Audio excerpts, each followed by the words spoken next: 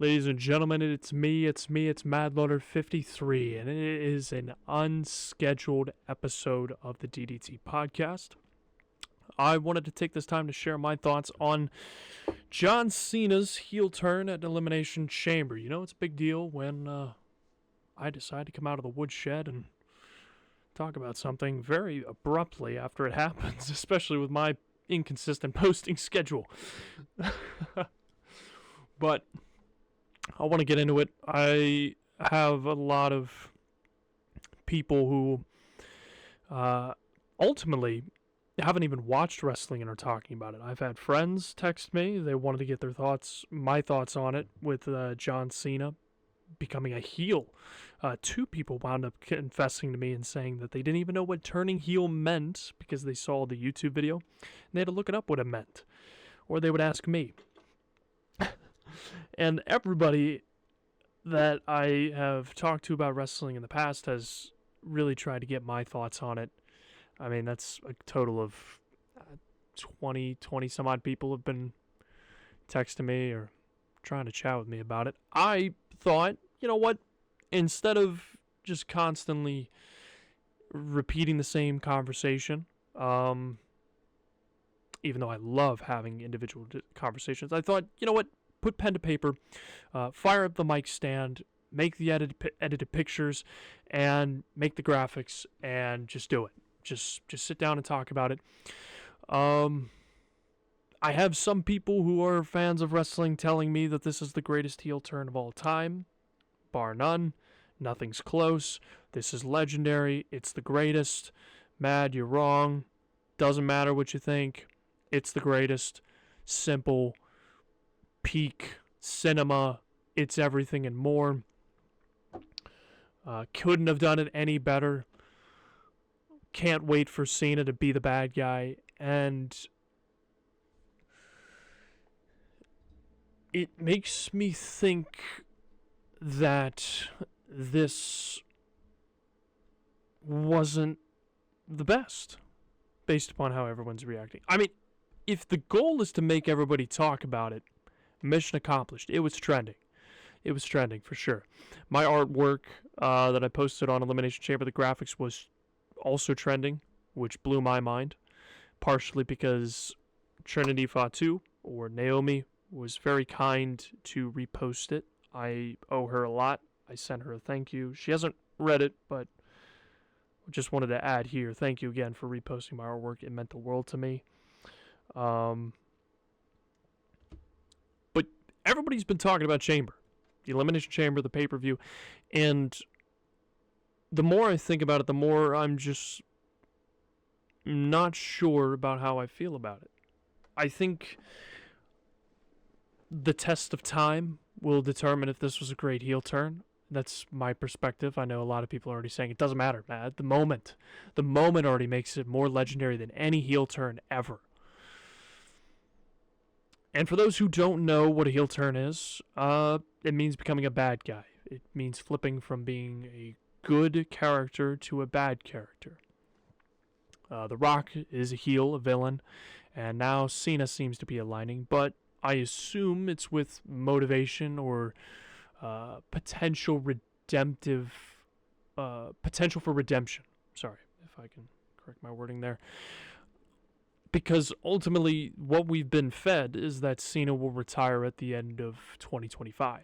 So you need a sympathetic villain, or at least a relatable cause to offer up the window of redemption for your character, especially in such a short period of time that is wrestling. I'll start with it. Cena wins the Elimination Chamber match for the men. There's a 6-man Elimination Chamber match where the last person standing gets a shot at the WWE Championship, which is being currently held by Cody Rhodes. Cody Rhodes pictured on the left here being embraced by John Cena. I'll try and find a better picture. I apologize. There we go. Cody Rhodes on the right. Ultimately, he was faced with The Rock's choice of becoming his champion. And Cody ultimately says no. And tells The Rock to go bleep himself. which was a great moment. I think as a first time not blipping that word in WWE history, well done. I think it was an effective moment, Cena adding to the reaction. Cody ultimately came out to speak with Cena, kind of hype up the match, and Cena stayed out there. The Rock came out with Travis Scott, which I get what they're going for. I don't know whose directive it was to have Travis Scott there, but ultimately the decision was for him to come out with The Rock. I think it kind of killed the pop for The Rock, because The Rock came out, or you heard "If You Smell What The Rock Is Cooking," and then immediately dropped to a very good transition, by the way, to Travis Scott's music, but it really killed the pop from what I heard. Rock comes out, crowd starts to get back into it, and both of the pair of them come to the ring to then have The Rock remind Cody Rhodes of, I want your mind, I want your body, I want your soul. And the crowd starts saying, what?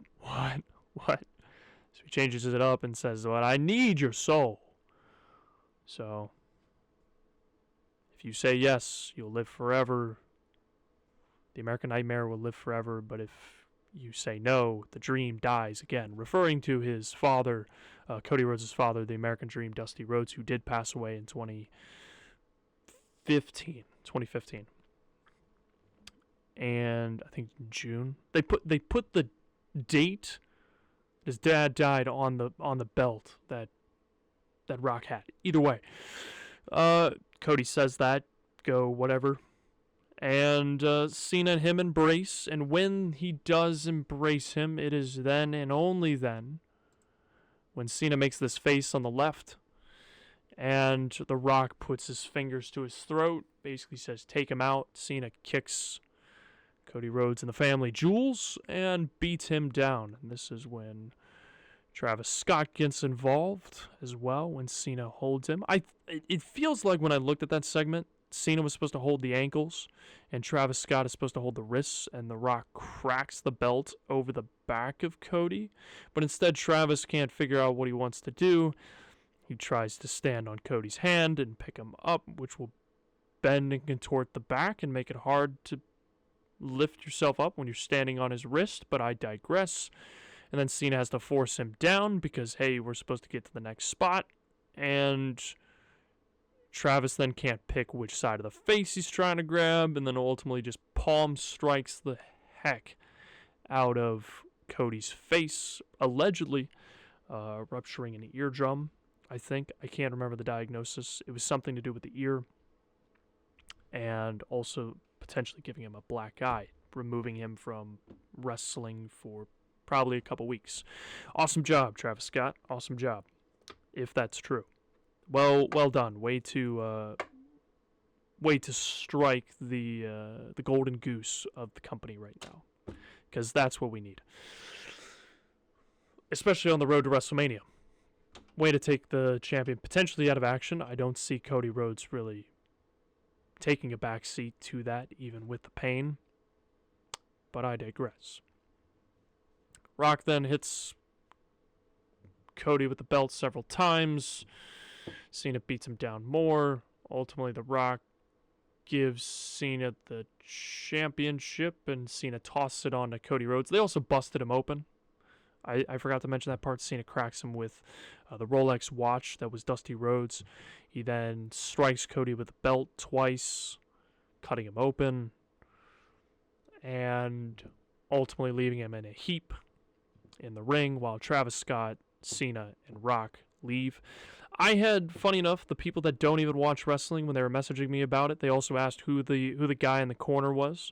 I had to explain who Travis Scott is to them.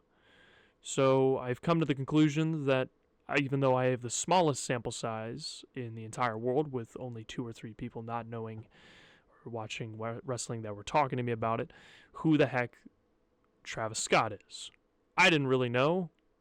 Family members didn't even know when they watched it. But they knew who Cena and Rock were. So in hindsight, I don't think Travis Scott being there is going to age well. That's my take. I get what they're trying to go for. I think the symbolism. I think I know what they're going for. I think the symbolism or the parallel that they're trying to draw is Dennis Rodman being brought in with the NWO, that Hollywood Rock can control and buy anything. I don't really. I feel like this would have been a more powerful segment without him. It reminds me of Jon Stewart getting involved with Seth Rollins and Cena's match back in 2015. I think it's unnecessary. You could do away with it. It's not needed. But I guess it reaches audience members that may have that may be a fan of his, that would tune into the product. If you think that's somehow going to bridge over, sure, I suppose. It's whatever. I don't think Travis Scott taking liberty, and I don't think he was intentionally taking liberty. I think it's accidental. But it doesn't help that The Rock goes on a press conference and basically says, hey, well, if you're going to get your hands dirty, really lay it in. That's me paraphrasing, but it's egging on somebody who is not trained and qualified to have an accident happen, and then this happens where Cody gets struck and there's potential injury where he's out of action for 1 to 2 weeks, maybe 3, maybe even 4, worst case.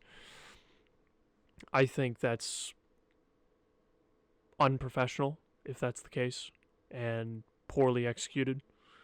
I feel like whoever made the decision to just bring him out there, I don't even see Vince as, for all of Vince's issues, to put it mildly, I don't even see Vince letting this happen. Like letting somebody else take away from the main eventers. Like, this is your main event talent. You are elevating Cody Rhodes by doing this segment with 2 previous generations. Why is this guy here? I can 100% see it saying no. And he's a guy who's notoriously known for bringing celebrities in all the time. But I certainly don't see him allowing a segment like this to happen, where you're bringing in somebody who is nowhere near the polarizing popularity that is Cena and Rock. The name value alone, I think he would have most likely deemed it unnecessary. But as far as the segment, a few tweaks I probably would have made, although I'm saying this and I'm not the one who runs a multi-billion-dollar business, so please, I just want to give everyone food for thought to really think about as, I didn't think about that. And then you come to your own conclusions. I think if you're going to do this segment, I feel like it's weird to have nobody come out. I get what everyone was telling me, where, yeah, but Matt, it doesn't really make much sense to have anybody else come out, because all the baby faces, the good guys that came out and celebrated with him at WrestleMania have pretty much all turned on him or left him hanging high and dry, which is true, but I'm not talking about wrestlers. I'm talking about medical staff, security, which I know everyone can make the argument, well, The Rock owns it, so he probably told them no. I feel like, though, that the more powerful segment is if Triple H comes out with medical staff or security trying to enforce some sort of control, damage control, or stoppage to this abuse, and The Rock tells him off, or Cena does. Something else needs to happen here, because it's weird that nobody's reacting, nobody's doing anything, nobody's trying to make an effort to stop this. Whether you like it or not, or whether the wrestlers like him or not, that is the golden goose who is carrying the company. The company should be making an effort to try and protect him from further harm and damage, because at this point, this is the merchandise, this is the golden goose, literally, for your champion to get to WrestleMania to fight John Cena. That's what you're billing this as. That's what you're marketing it as. And then you have a untrained professional musician striking him and potentially hurting him. I'm just saying, at this point in time, I wouldn't be taking unnecessary risks in potentially hurting this man to get to WrestleMania. That's just me. Whether Cody Rhodes is actually hurt or not, I'm going based upon a potential report that somebody sent me. Whether it's true or not, I have no validation or any journalism experience or sources to tell me yay or nay in favor of that. But I feel like the segment was missing that. And from a writing standpoint, when I try to analyze this, looking at it from, if I'm writing a book, if I'm telling a story, and Cena becomes the villain, I feel like this is a WrestleMania moment, not an Elimination Chamber moment. I can see where everyone will... I can see people disagreeing as to why ticket sales aren't exactly flowing. The WrestleMania hype isn't really there. It's not like this puts a charge into it. This puts intrigue into it. My process thinking is, number one, to take a look back at Cody Rhodes. For people who are unfamiliar with Cody Rhodes' journey, and if you haven't seen his documentary, which I do recommend, Cody Rhodes' journey is very much the journeyman, where the company doesn't legitimately, doesn't see him as a marketable value in him, and doesn't see him as a main eventer, doesn't even think, I'm paraphrasing, but they want to keep him as Stardust, this gimmick that he doesn't like, he hates, especially after his dad died, and he felt that him being Cody Rhodes, with his father passing away, a legend in the business, would be a great benefit to the company, and they push it aside. They don't go with it, they don't run with it, so he quits, he asks for his release, he leaves, he follows his father's advice, he goes off, he builds his own company, really revolutionizes the indie scene, the independent wrestling promotions, and takes it to new heights in terms of popularity and getting eyes on it, the product, whether it's Japan, whether it's Ring of Honor, TNA, really changes it and does a phenomenal job with it in terms of bolstering it.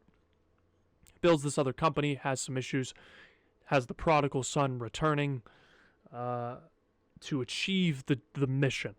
Because even though he started another promotion that rivals WWE, NXT in viewership, ultimately his goal is to really, for real, achieve his lifelong dream of winning the championship. No pun intended on the American Dream, Dusty Rhodes, by the way. Winning the world title that his father couldn't.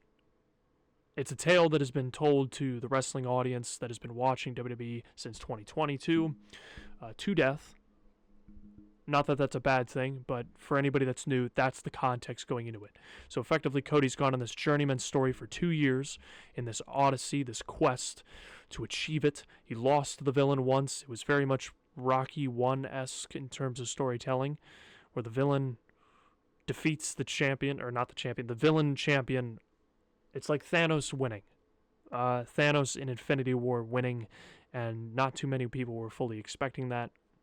A lot of people were shocked, and then the next year, Cody Rhodes wins the world title, achieves the dream. That was in 2024 at WrestleMania 40.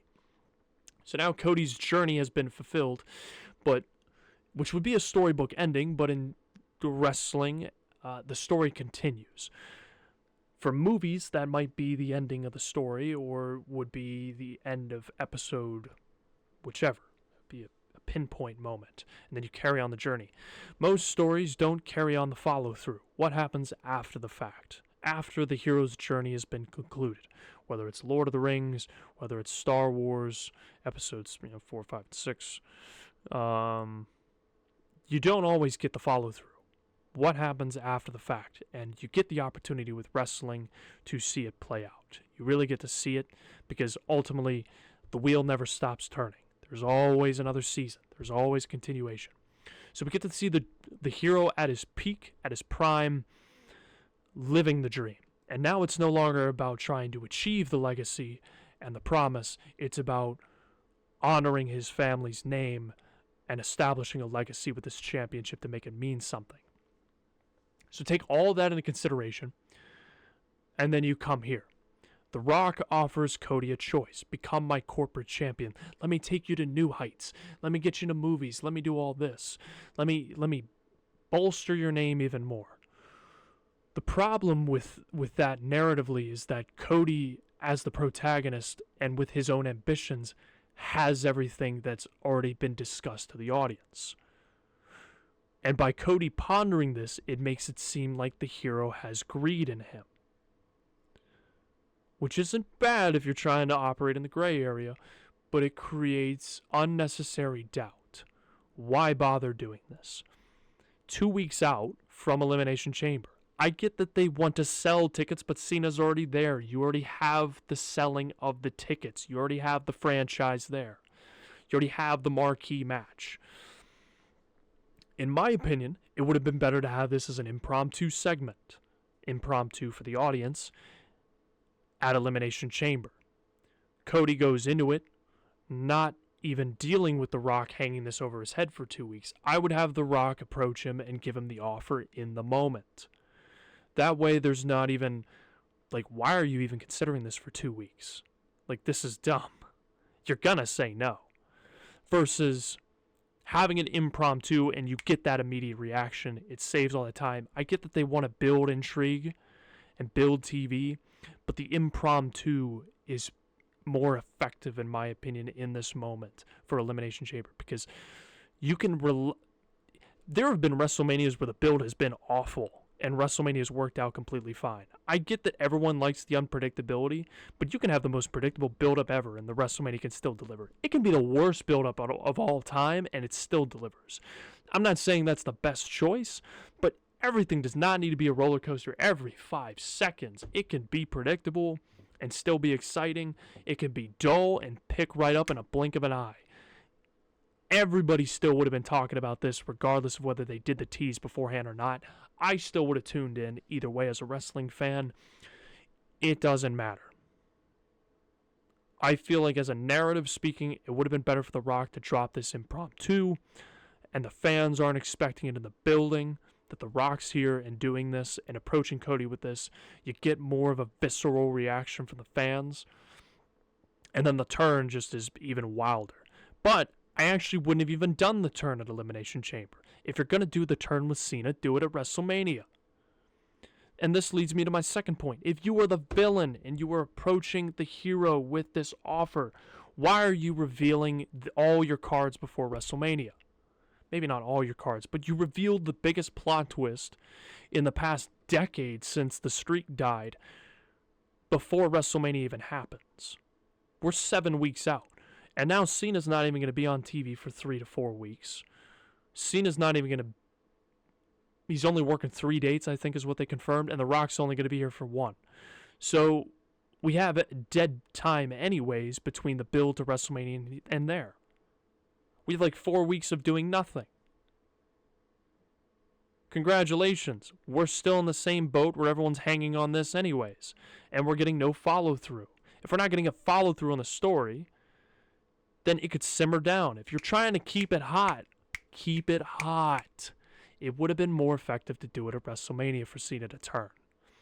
It could have been before, it could have been after. And I get that some people would have been like, oh, you're drawing too many parallels to Stone Cold Steve Austin turning on The Rock with Vince McMahon. Sure, yes, but as we've seen in wrestling plenty of times, history sometimes does repeat itself, not just in wrestling, but in real life as well. And the context would have been totally different.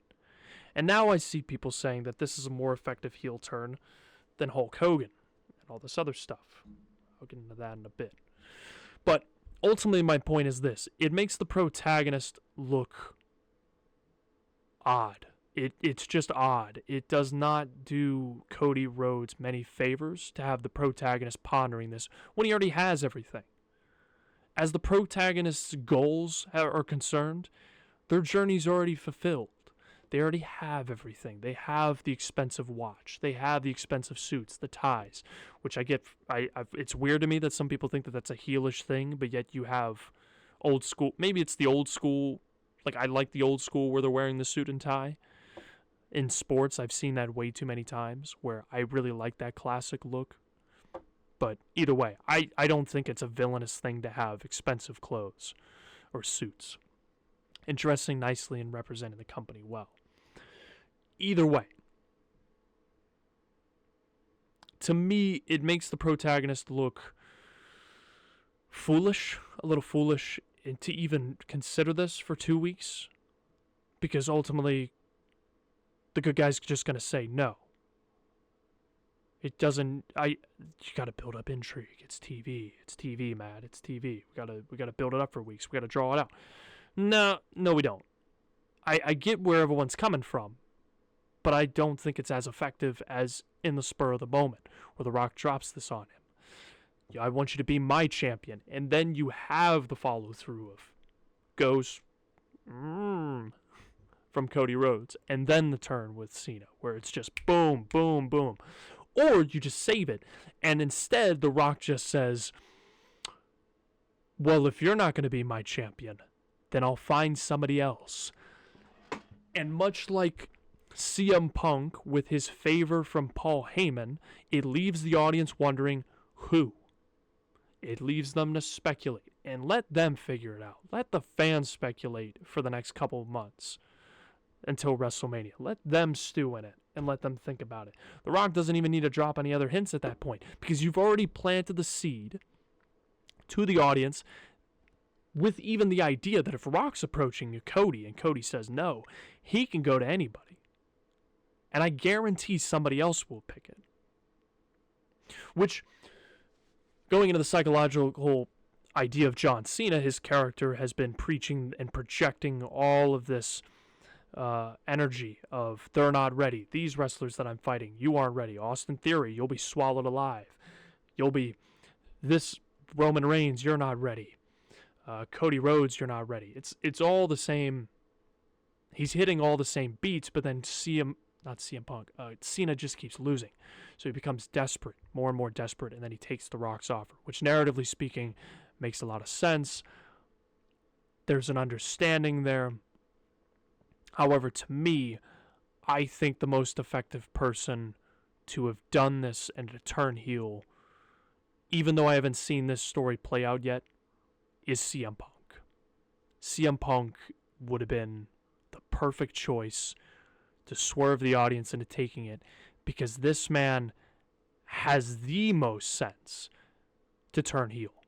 But on the same vein, I want to say this right now, on the same vein, I absolutely love how CM Punk delivered the promo on Raw, and it's so cool seeing the roles flipped, where he's no longer the outsider. He's what the fans are rallying behind as a rallying cry. It only feeds Punk's story more with what's happened. However, Punk, narratively, makes more sense to me than even Cena does to take the Rock's deal. Because ultimately, he was pushed out by Rock and Cena. He was pushed out of the main event of WrestleMania 29. He was pushed out of the main event of WrestleMania 28 because Vince McMahon's idea was that you're not marketable enough in comparison to these two. And that burned his chaps and made him leave. It would have been even more insane for him to take the offer, and then you get that dynamic. However, with that said, I completely understand why, because Punk's staying true to his character by being the rebel and the renegade, by bashing The Rock and Cena. I would have never done this. I would have never done that. Which is true. But it would have been just as effective, if not more so, for Punk to be the one to take the deal. Because he and Cena, I think Punk could have benefited more from it than Cena. And this is where I go a little bit. I know I'm jumping around topics, and I'm also trying to keep it under 30 minutes, which I'm about to hit. So I'll try and have this point. And if I have anything else I want to say, I'm more than happy to talk about it in the comments section. If I don't hit every point, I do apologize. This was a brain dump that I was trying not to keep an hour long for everyone, because there's so much in my head that I wanted to cover and talk about. But ultimately,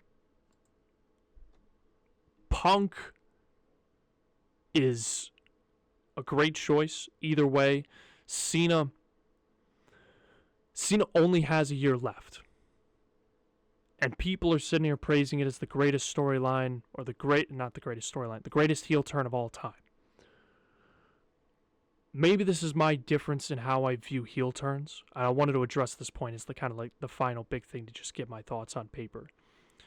But I still think Hulk Hogan's heel turn and joining the NWO is unmatched. I think Cena still falls short. Not just in terms of the live reaction, but also the impact that it had, not only on his own character, but the industry. In that time, it really hurt WWE. The follow through with WCW on that storyline sucked. They had Hog Wild, and I think Fall Brawl. Wasn't the best follow through, but that's so WCW. But in the moment, it changed the game. It changed the industry. It changed how you saw factions. It instituted the cool factions, the cool factor. It changed Hulk Hogan's career trajectory. It breathed new life into his character for another decade. And it changed the industry and pushed WWE to the very brink. This doesn't change the industry as much as everyone thinks. I don't think Cena turning heel, it didn't somehow change the competition. AEW is already where it's at. It's not going to change anything. WWE is punching upward, up a whole battle. Cena also has a clock. It will be a timer that he is on towards the end of his career. We've already established he only has 10 more months. You only have 10 more months to tell the story that you're trying to tell. This is my point. In terms of longevity for Cena's own career, I think people are more so hung up on the fact that, by a majority, that we get the nostalgia act of we finally get what we want as a heel Cena. And that's all we care about. So now you've created the situation where Cena's probably just going to get cheered over Cody Rhodes. He was probably going to get cheered over anyways because, for the most part, the fan base loves nostalgia more than they love the current product. And either way, the internet fan base is already elated about this because ultimately they hate. There's a portion of the internet audience that hates Cody Rhodes. Because as it goes with that section of the fan base, they want somebody they want somebody to be world champion, whether it's Daniel Bryan, whether it's Kofi Kingston, whether it's Kevin Owens, Finn Balor, or pretty much anybody that's come through NXT, Drew McIntyre. And then once they win the world title, you need to relinquish the belt because you're boring, you're bland, you're dull. We need somebody else because this is boring. They care until the path is achieved, and then, okay, he needs to drop the belt. I saw people on the internet saying that Cody Rhodes needed to drop the belt after 1 month of having it because it's a boring and dull world title reign. But they will happily cheer Roman Reigns and want him back when it was the most predictable ending for an entire year for 3 years straight with his world title reign. Either way, I know I'm jumping around on points, and I'm trying to just cram all the things in the end here. But ultimately, my point is this. I think fans, for the most part, are going to cheer for Cena because they just want him to achieve the 17th world title reign, which isn't actually the record-breaking number for Ric Flair, I think. I know WWE recognizes only 16 world title reigns, but I've seen reports that he's actually 18, 19, or a 21-time world champ. Either way, it's what WWE establishes in their lore, and he's only a 16. He's only a 16-time world champion. Either way, I think people are more so hung up on just wanting to see Cena win the world title for the 17th time. And for me, the whole idea is the chase. The chase. If you achieve it early on, then what's left? Well, there's going to be this heel storyline. It's the world title reign that he's going to have. Okay. And I'm intrigued to see Cena as a world champion. I'm intrigued to see what they do. I'm intrigued to see where this storyline goes. I'm very excited to see where this goes. I'm excited for WrestleMania. I was already excited before Cena turned heel. Maybe it's just that I'm just wired differently, or maybe I'm an outlier of a fan. But I just wanted to put my thoughts down on paper and kind of share my opinion where I like the segment. I feel like there could have been minor details that were tweaked to help improve it. I feel like someone's involvement wasn't necessary, but I understand kind of what they were going for. I feel like as a villain and hero story, I feel like they could have pulled these triggers at different times. I have other people telling me this is the perfect time to do it because now everyone's excited for WrestleMania again. Okay, I was already excited for WrestleMania before this, but sure, yep. It's got people talking. I mean, I'm making a podcast about it, or a podcast impromptu video about it, sharing my thoughts, so mission accomplished, I guess. If this was their plan, then sure, but mine's more so trying to focus on how could have written it better. But again, at the end of the day, I'm not the guy running a multi-billion-dollar business. I'm just a guy who sits in a chair behind a microphone offering up his 2 cents of absolutely nothing to show for it with his entire career in terms of financial gain with his own stories. So, but I like to think that maybe this gives somebody something to think about as an alternative. I'm not trying to turn everybody away from the segment and say that it's bad or that it sucked. I just want it to be better or more effective from how I sit and observe. I feel like it could have been more effective if you tweak certain things. And the impact. Either way, it's to me, without even a follow through, top 5 greatest turns of all time in terms of what to expect, or if you expected it or not. What it'll do for the industry as a whole, I don't think too much. I mean, we already knew as wrestling fans that anything can happen. I think it's got a lot of media attention, a lot of traffic, which is good. And we'll see what happens with WrestleMania 41. But we'll see. I will cut it here. If you have thoughts or want to talk to me about it further, I don't think I touched everything that I wanted to in terms of getting everything truly out there, but this is also what happens when you don't have a script and you're just popping off. But I'd love to get everyone else's thoughts about it. I'd love to have the discussions down in the comments below. Feel free to message me, and I'm more than happy to talk about it. I'm excited for WrestleMania ultimately. I think this is an interesting story. If I had to give it one word, interesting or engaging. It's I was already engaged. I'm more engaged just because of the fact that, okay, well, where does Cena's story go? In that sense. I don't have an opinion yet on whether it's like this decision was good in my perspective or bad. I just feel like it could have been more effective ultimately with tweaks. Thank you all so much. If you stayed through all this, I'm greatly appreciative. It means a lot to me. And if you heard my opinion or wanted to hear my opinion, thank you. It does mean a lot that people have asked for my thoughts. I really appreciate it.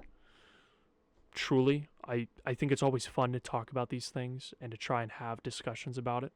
So thank you to the people that were really suggesting for me to sit down and talk about it. And I wish you all well, and I look forward to the next video officially in the DDT podcast. But for now, this is going to be put on the channel, and I'm already working on my next episode in Universe Mode. I've officially started recording everything. I've recorded the matches, and I'm editing everything, but we'll see. Thank you all so much for watching. Leave a like and subscribe to the channel, of course, if you choose. Most importantly, and as always, Pseudo Mad Army. I will see you all next time on the channel, hopefully soon. I miss you all, and have a wonderful, wonderful rest of your day. And Pseudo Mad Army.